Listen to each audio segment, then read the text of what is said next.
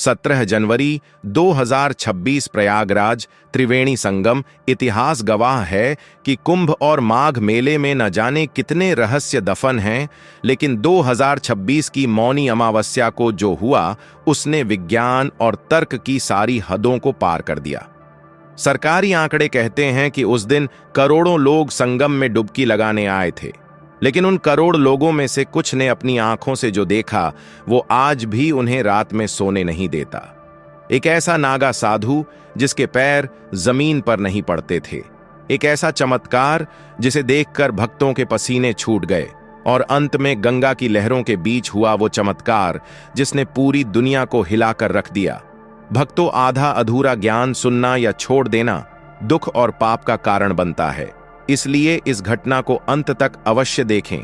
अगर आप भी गंगा मां के सच्चे भक्त हैं तो इस वीडियो को लाइक करके चैनल को सब्सक्राइब जरूर करें और कमेंट में जय गंगा मैया जरूर लिखें। तो चलिए बिना किसी विलंब के शुरू करते हैं। सुबह के 3 बज रहे थे। प्रयागराज की कड़ाके की ठंड और घना कोहरा थी। संगम तट पर श्रद्धालुओं का जन सैलाब उमड़ पड़ा था। हर हर गंगे और ओम नमः शिवाय के उद्घोष से आकाश गूंज रहा था। शाही स्नान की तैयारी चल रही थी। सबसे पहले अखाड़ों के साधुओं को स्नान करना था। भीड़ में एक अजीब सी बेचैनी थी। वहां मौजूद प्रत्यक्षदर्शी रमेश तिवारी बताते हैं कि उस सुबह हवा में कुछ अलग ही भारीपन था। चिड़ियां खामोश थीं और नदी का पानी असामान्य रूप से शांत था, जैसे किसी बड़े तूफान का इंतजार कर रहा हो। तभी कोहरे को चीरते हुए जूना अखाड़े और अन्य अखाड़ों की पेशवाई शुरू हुई। शरीर पर भस्म लगाए, हाथों में त्रिशूल और तलवारें लिए नागा साधुओं का जत्था संगम की ओर बढ़ा। लोग श्रद्धा से नतमस्तक हो रहे थे, लेकिन किसी ने ध्यान नहीं दिया कि उस समूह के सबसे पीछे एक ऐसा साधु चल रहा था जो बाकियों से अलग था। उसका शरीर सामान्य से अधिक विशाल था, उसकी जटाएं जमीन को छू रही थीं, और सबसे डरावनी बात, उसकी आंखों में पुतलियां नहीं थीं, बल्कि वो पूरी तरह सफेद थीं, जैसे कोई दिव्य ज्योत जल रही हो। जैसे ही वो साधु संगम के पानी के पास पहुंचा, बाकी साधु अपने आप पीछे हट गए, मानो कोई अदृश्य शक्ति उन्हें उस विशेष साधु से दूर कर रही हो। पुलिस और पैरामिलिट्री फोर्स के जवान भी हैरान थे, क्योंकि वो साधु किसी भी सुरक्षा घेरे को तोड़कर आगे नहीं बढ़ा था, बल्कि भीड़ खुद ब खुद उसके लिए रास्ता बना रही थी। उस साधु ने न कोई नारा लगाया, न कोई मंत्र बोला। वो बस मौन था। उसने संगम के ठंडे पानी को अपनी हथेली में लिया और सूर्य की ओर देखा, जबकि सूर्य अब भी निकला भी नहीं था। और तभी वो चमत्कार शुरू हुआ जिसने वहां मौजूद लाखों लोगों की पैरों तले जमीन खिसक गई। साधु ने पानी के ऊपर ही पद्मासन ध्यान मुद्रा लगा लिया। विज्ञान कहता है कि इंसान पानी में डूब जाता है, लेकिन वो साधु पानी की सतह पर ऐसे बैठा था जैसे वो किसी पत्थर पर बैठा हो। भीड़ में चमत्कार चमत्कार का शोर मच गया। लोग धक्का मुक्की करने लगे उस दृश्य को देखने के लिए, लेकिन अभी असली चमत्कार बाकी था। अचानक उस साधु का शरीर पानी की सतह को छोड़कर हवा में उठने लगा। जी हां, आपने सही सुना, बिना किसी सहारे के, बिना किसी रस्सी के। 5 फुट, फिर 10 फुट, और देखते ही देखते वो साधु पानी की सतह से लगभग 20 फुट ऊपर हवा में अधर लटक गया। हजारों मोबाइल कैमरे उस नजारे को कैद करने के लिए निकल पड़े, लेकिन यहीं पर एक और अजीब घटना घटी। जिन जिन लोगों ने उस साधु की वीडियो बनाने की कोशिश की, उनके फोन के स्क्रीन या तो काले पड़ गए या फोन अपने आप बंद हो गए। ये एक संकेत था कि कुछ शक्तियां कैमरे में कैद नहीं होना चाहती। हवा में बैठे उस साधु के चारों ओर एक तेज रोशनी बनने लगी। कोहरा जो पूरे मेले में छाया था, उस साधु के 100 मीटर के दायरे से पूरी तरह गायब हो गया।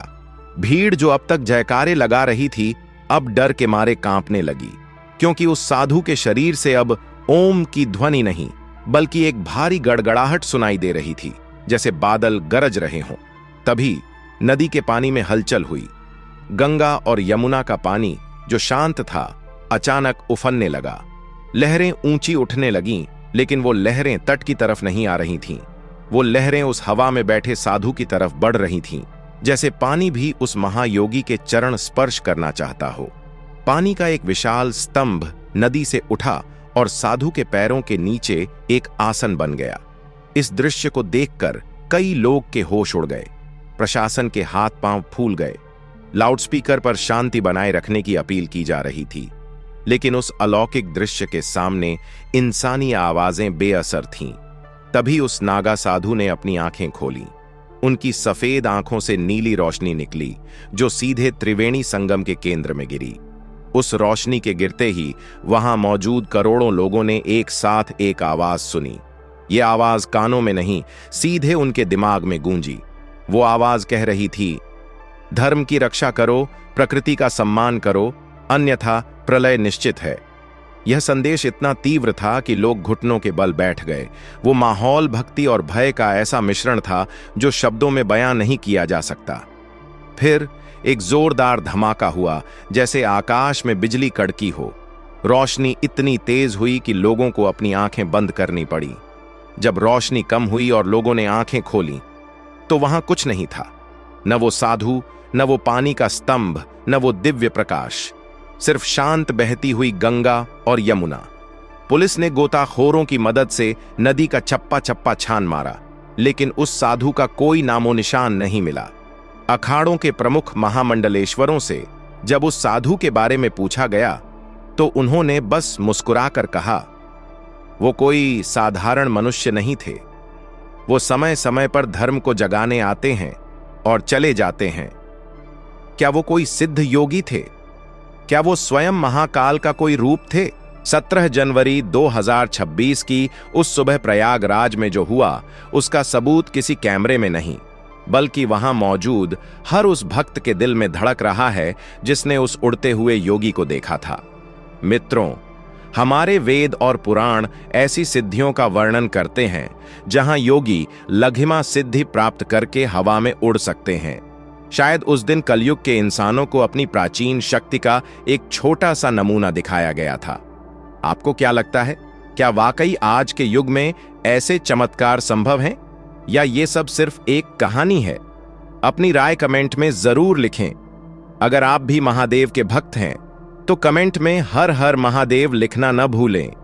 ऐसी ही रहस्यमयी कहानियों के लिए वीडियो को लाइक करके चैनल को सब्सक्राइब करें और बेल आइकॉन दबाएं। मिलते हैं अगली वीडियो में।